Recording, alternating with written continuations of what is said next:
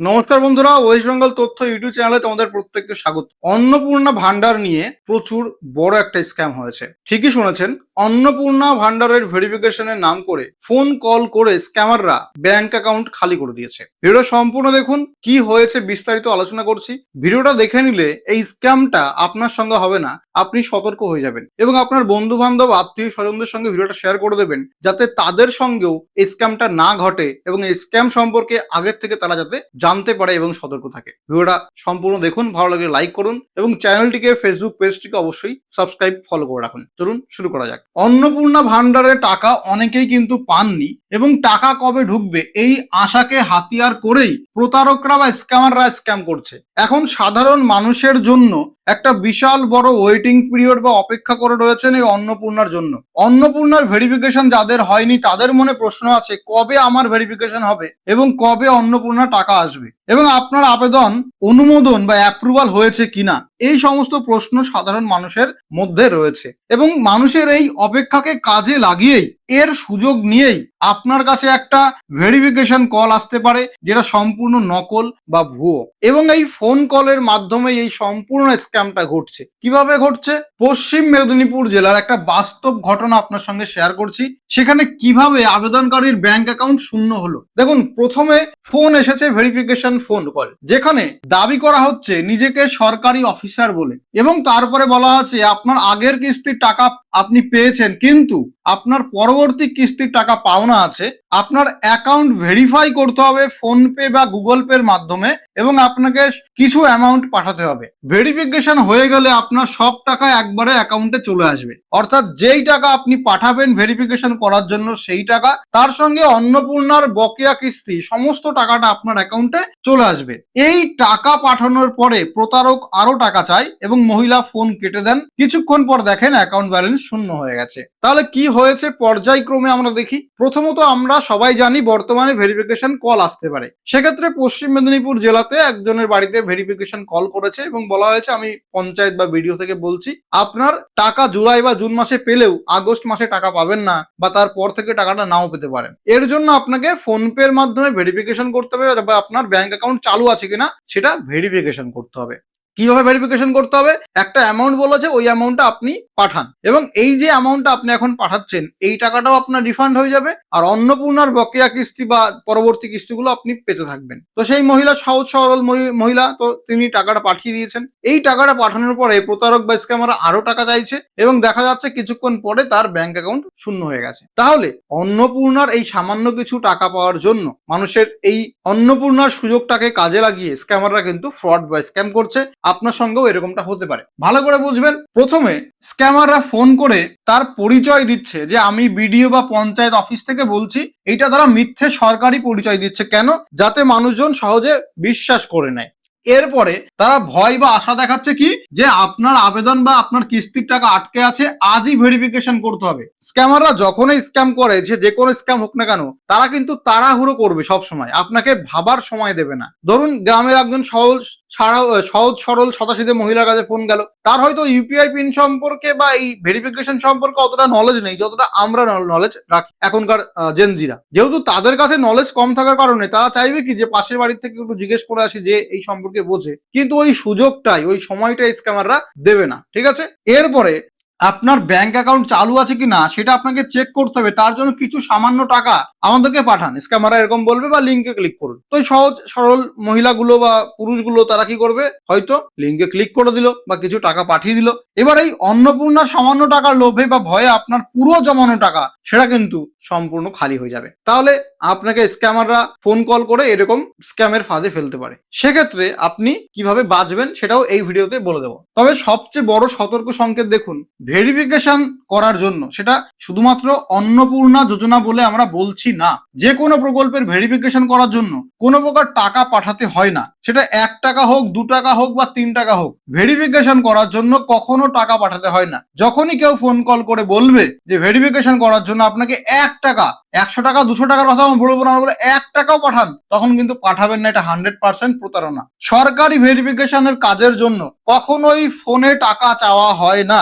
কেউ যদি বলে কয়েকটা টাকা পাঠিয়ে ভেরিফাই করুন, টাকা ফেরত পেয়ে যাবেন, তবে সেখানেই ফোনটা কেটে দেবেন। ঠিক আছে, তাহলে যে ফোনটা করেছে সেই ব্যক্তি আসল না নকল কিভাবে চিনবেন? প্রথমে দেখুন, যদি আসল সরকারি কর্মী আপনাকে ফোন করে তাহলে আপনাকে কি বলবে যে আপনি অফিসে এসে প্রয়োজনীয় ডকুমেন্ট দেখান, বা সবচেয়ে বেশি তারা আধার কার্ডের নম্বর এইটা বা বাবার নাম এইগুলো যাচাই করবে। তারা কখনোই আপনার কাছে ওটিপি চাইবে না, কখনোই আপনাকে বলবে না যে আপনি ইউপিআই পিনটা এন্টার করে আমাদেরকে 1 টাকা পাঠান। তাহলে সরকারি কর্মীরা কখনোই আপনার কাছে এইরকম গুরুত্বপূর্ণ তথ্য, সেন্সিটিভ ইনফরমেশন চাইবে না, কখনোই আপনার ওটিপি বা ইউপিআই পিন বা পার্সোনাল ব্যক্তিগত তথ্য চাইবে না।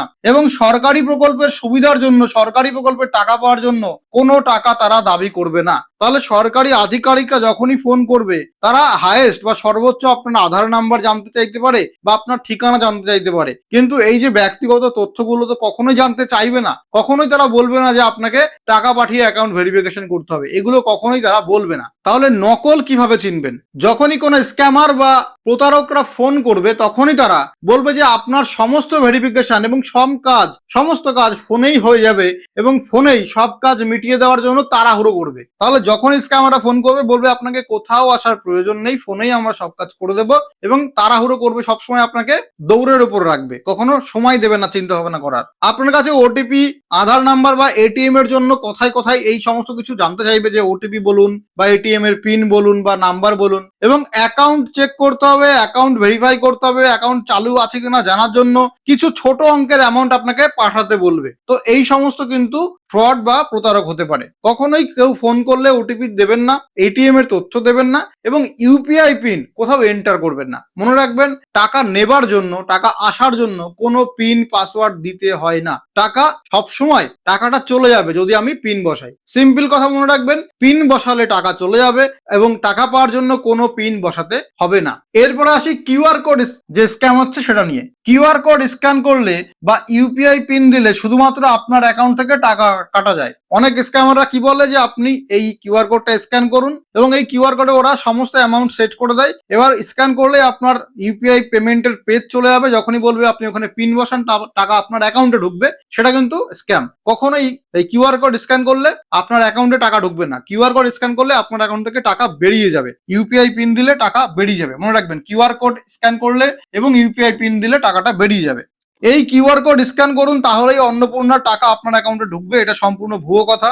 সরকারি টাকা পাওয়ার জন্য কখনোই আবেদনকারীকে কিউআর কোড স্ক্যান করতে বা পিন দিতে হয় না। তাহলে ভেরিফিকেশনের জন্য ফোন কল করে কিউআর কোড স্ক্যান করতে বললে করবেন না, ইউপিআই পিন বসাতে বললে বসাবেন না।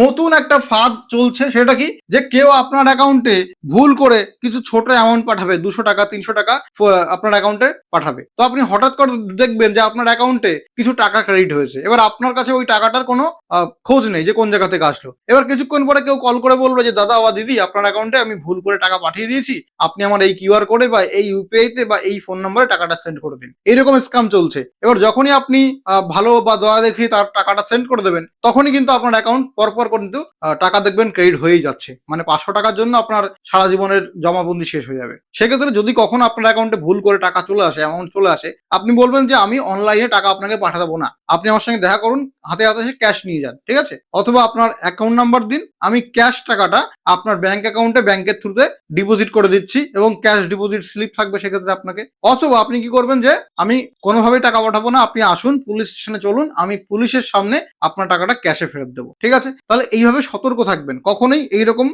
অজানা লিঙ্কে ক্লিক করবেন না। শুধু অন্নপূর্ণা ভান্ডার বলে নয়, বর্তমানে বিভিন্ন প্রকল্পের নাম করে, যেমন কৃষক বন্ধু, বাংলার বাড়ি বা আবাস যোজনা প্রকল্প, যুবশক্তি প্রকল্প, বার্ধক্য ভাতা, যে কোনো প্রকল্পের নাম করে আপনার সঙ্গে ফ্রড বা স্ক্যামের শিকার হতে পারে। আপনাকে ভেরিফিকেশন না কল করে এরকম বহু প্রকল্পের নাম করে আপনাকে বলা হতে পারে। সেক্ষেত্রে যে প্রকল্পের কথা বলুক না কেন, কখনোই আপনি ভুয়ো লিঙ্কে ক্লিক করবেন না, ওটিপি কাউকে দেবেন না, এবং পিন কখনোই এন্টার করবেন না। যদি আপনার সঙ্গে ইতিমধ্যে কোনো স্ক্যাম হয়ে যায় বা সন্দেহজনক ট্রানজাকশন হয়ে যায়, তাহলে কি করবেন, সঙ্গে সঙ্গে ফোন কলটা কেটে দেবেন। আপনি পেমেন্ট করেছেন ফোন পে, গুগল পে বা যে কোনো ইউপিআই অ্যাপের মাধ্যমে বা ব্যাংকিং অ্যাপের মাধ্যমে, সবার আগে আপনার ব্যাংকে আপনি জানান, এখানে একটা গোল্ডেন আওয়ার বলে একটা রুল থাকে যে আপনি যদি 3 ঘন্টার মধ্যে ট্রানজাকশন হওয়ার বা স্ক্যামের শিকার হওয়ার 3 ঘন্টার মধ্যে যদি আপনার ব্যাংকে আপনি কমপ্লেন করেন, তাহলে যেই অ্যামাউন্টটা আপনি পাঠিয়েছেন, যেই অ্যাকাউন্টে টাকাটা ক্রেডিট হয়েছে, সেই স্ক্যামারের অ্যাকাউন্টটা হোল্ড বা ফ্রিজ করা যায়। সেক্ষেত্রে 90% সুযোগ থাকে আপনার টাকাটা আপনার কাছে আবার ফেরত আসার। তাহলে ইতিমধ্যে যদি আপনার কাছে কোনো প্রকার ফ্রড বা স্ক্যাম হয়ে থাকে, তাহলে আপনি অতি সত্বর ব্যাংকে জানান, ব্যাংকে কমপ্লেন করুন। ব্যাংক কমপ্লেন করার পরে ওই টাকাটা তারা ফ্রিজ করার চেষ্টা করবে এবং তারপরে আপনার নিকটবর্তী পুলিশ স্টেশন বা সাইবার ক্রাইমে অভিযোগ করবেন। সাইবার ক্রাইমের হেল্পলাইন নাম্বার আছে 1930, এখানে ফোন কল করেও আপনি অভিযোগ দায়ের করতে পারেন। আর এর মধ্যে স্ক্যাম হয়ে থাকলে অবশ্যই ইউপিআই পিন বা এটিএম এর পিন গুলো পরিবর্তন করে নেবেন। তাহলে এইগুলো অবশ্যই মাথায় রাখবেন। তাহলে 7টা জরুরি সতর্কতা আপনাকে বলে দিচ্ছি আপনার সুরক্ষার জন্য। অচেনা ফোনে ভেরিফিকেশনের নামে টাকাটা কখনোই পাঠাবেন না। কেউ সরকারি আধিকারিক পরিচয় দিলে সরাসরি অফিসে গিয়ে যাচাই করুন সে সরকারি আধিকারিক কিনা, বা বাড়িতে এলেও তার আইডি দেখে নেবেন। অচেনা কিউআর কোড স্ক্যান করে টাকা পাঠাবেন না। সন্দেহজনক এসএমএস বা হোয়াটসঅ্যাপের লিঙ্কে ক্লিক করবেন না। ওটিপি কাউকে বলবেন না। ইউপিআই পিন কাউকে দেবেন না। পরিচয় যাচাই না করে ফোনে আধার কার্ড, প্যান কার্ড বা ব্যাংকের তথ্য দেবেন না। তো আপনার বিডিও বা পঞ্চায়েত থেকে ফোন করে সর্বোচ্চ যেটা জিজ্ঞেস করতে পারে সেটা হচ্ছে আধার নাম্বার। আর আধার নাম্বার নিয়ে এইরকম স্ক্যাম বা ফ্রড বা ব্যাংক অ্যাকাউন্ট খালি করার মতো ঘটনা ঘটে না, যতক্ষণ না আপনি নিজে থেকে ওটিপি শেয়ার করছেন, ইউপিআই পিন দিচ্ছেন বা কিছু সেন্সিটিভ ইনফরমেশন শেয়ার করছেন। তো আপনার 7টা এই গুরুত্বপূর্ণ নিয়ম মেনে চলবেন। সরকারির যে টাকাটা অন্নপূর্ণা, যুবশক্তি, বার্ধক্য ভাতা সামান্য 3,1500 টাকার জন্য আপনার সারা জীবনের টাকা হারাবেন না। ভেরিফিকেশনের জন্য আগে টাকা দিন, ওটিপি দিন, কিউআর কোড স্ক্যান করুন, এই কথাগুলো শুনলেই ফোন কেটে দেবেন। আর একটা প্রো টিপস আপনাদেরকে আমি দিয়ে রাখছি, সেটা হচ্ছে আপনার এই সরকারি প্রকল্পের টাকা আর পার্সোনাল ইনভেস্টমেন্ট আলাদা আলাদা করুন। মনে করুন ব্যাংক অ্যাকাউন্ট 1 আর ব্যাংক অ্যাকাউন্ট 2, আমাদের আজকালকার দিনে দুটো ব্যাংক অ্যাকাউন্ট থাকেই থাকে এবং এর দুটো জরুরি। এই দুটো ব্যাংকের মধ্যে মনে করুন B1 ব্যাংক অ্যাকাউন্ট 1-এ আমি এই সমস্ত ট্রানজাকশন করি, যেমন ইউপিআই আমার চালু আছে এবং এখানে আমি বাজার করতে গেলাম 100 টাকা পাঠানো দরকার, চা খেতে গেলাম 20 টাকা পাঠানো দরকার, বা সরকারি প্রকল্পের টাকাগুলো নেব, সমস্ত অনলাইন ট্রানজাকশন গুলো এই ব্যাংক অ্যাকাউন্ট 1-এ করবো। আর যে ব্যাংক অ্যাকাউন্ট 2, এইখানে আমার স্যালারি ঢুকবে, মনে করো আমার স্যালারি ঢুকবে এইখানে আমার সমস্ত ইনভেস্টমেন্ট এখান থেকে হয়। তাহলে এই ব্যাংক অ্যাকাউন্ট 2টা আমি ফোনে ইউজ করি, আর ব্যাংক অ্যাকাউন্ট 1 যেখানে আমি সমস্ত ট্রানজাকশন করি, ডেইলি খরচ চালাই, ডেইলি ট্রানজাকশন করি, মাছ কিনতে যাই, বাজার করতে যাই, খেতে যাই রেস্টুরেন্টে, বন্ধুরা টাকা পাঠায়, বন্ধুদের টাকা পাঠাই, এখান থেকে আমি মুভি দেখি, সমস্ত কিছু এই একটা অ্যাকাউন্টে থাকবে। এই অ্যাকাউন্টে আমি অন্য কিছু করবো না, এই অ্যাকাউন্টে আমি সরকারি প্রকল্পের টাকা ওই অ্যাকাউন্টে নেবো। কিন্তু যেটা আমার মেইন অ্যাকাউন্ট, যেখানে আমার স্যালারি ঢুকবে, ইউটিউবের পেমেন্ট ঢুকবে, যেখানে আমি ইনভেস্টমেন্ট করব, যেখানে আমি ইনভেস্টমেন্ট সমস্ত কিছু নেব, এই অ্যাকাউন্টটা আমি কিন্তু কোথাও লিঙ্ক করবো না, কোথাও দেবো না, কেউ জানবেই না যে আমার আরেকটা ব্যাংক অ্যাকাউন্ট আছে। তাহলে একটা অ্যাকাউন্ট রাখবেন এই সমস্ত ডেইলি কাজের জন্য, সরকারি প্রকল্পের টাকা নেওয়ার জন্য। যে যদি কখনো আমি স্ক্যামের শিকার হই, তাহলে আমার এই B1 মানে ব্যাংক অ্যাকাউন্ট 1, যেখানে আমি ডেইলি খরচার জন্য বা মাসিক খরচের জন্য 5-10 হাজার টাকা রাখি, যদি আমার স্ক্যাম হয় এই 5-10 হাজার টাকাই হোক, আমার সারা জীবনের ইনকাম যেটা সেটা যেন হাত না লাগে। তো এই জন্য আমি কি করেছি, আমি পার্সোনালি যেটা করি সেটাই আপনাদেরকে করতে বলবো, যে একটা অ্যাকাউন্টে আমি যুবশক্তি টাকা নেব বা অন্নপূর্ণা টাকা নেব এবং সেই অ্যাকাউন্টে দিয়েই আমি সব জায়গায় কাজ করব।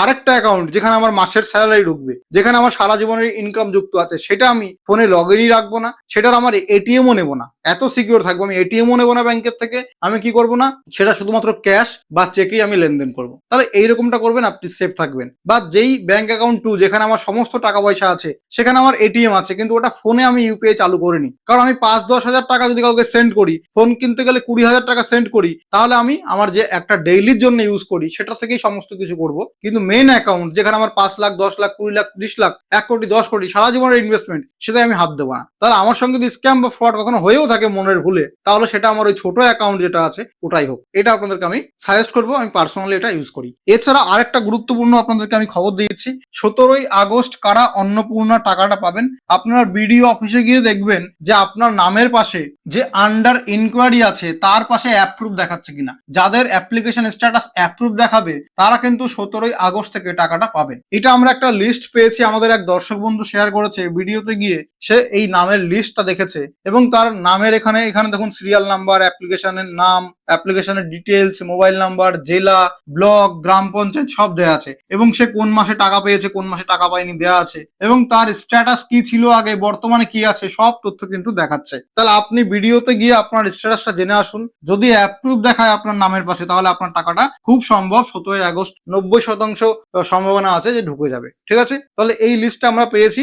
আপনারাও বিডিও অফিসে গিয়ে নিজের নিজের নামের স্ট্যাটাস চেক করে আসুন। যদি অ্যাপ্রুভ দেখায় আপনি নিশ্চিন্ত থাকুন টাকাটা পেয়ে যাবেন। তো এই হচ্ছে সম্পূর্ণ ভিডিও। কেমন লাগলো কমেন্ট করে জানাবেন। ভিডিও ভালো লাগে লাইক করুন, শেয়ার করুন, চ্যানেলটিকে সাবস্ক্রাইব করে রাখুন। ধন্যবাদ, দেখা হবে পরবর্তী ভিডিওতে।